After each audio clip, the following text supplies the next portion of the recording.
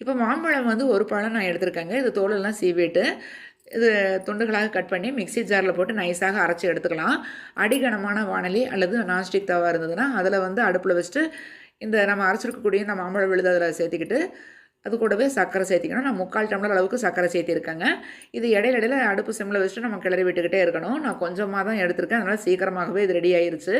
Colour வந்து இந்த மாரி சேஞ்ச் ஆகி, அடி ஒட்டாம அப்படியே வாணலில சுருண்டு வந்த உடனேவே, நம்ம ஒரு பிளேட்ல இத வந்து ஊத்தி விட்டுறணுங்க. இப்போ நான் ஃபேன் காத்துல தான் அப்படியே இத வந்து ஆற வச்சிருக்கேன். நைட்டு செஞ்சேன். காலையில பார்த்தீங்க அப்படின்னா, நல்லா வந்து இது பிளேட்ட விட்டு எடுக்க வருது. துண்டுகளாக கட் பண்ணி அப்படியே வில்லைகளாக நான் போட்டுட்டேங்க. இது ஒரு நம்ம பட்டர் பேப்பர்ல சுத்தி, அதில வந்து இதை மடிச்சு குடுத்தோம் அப்படின்னா, குழந்தைகள் வந்து மேங்கோ சாக்லேட் அப்படின்னு சொன்னா விரும்பி சாப்பிடுவாங்க.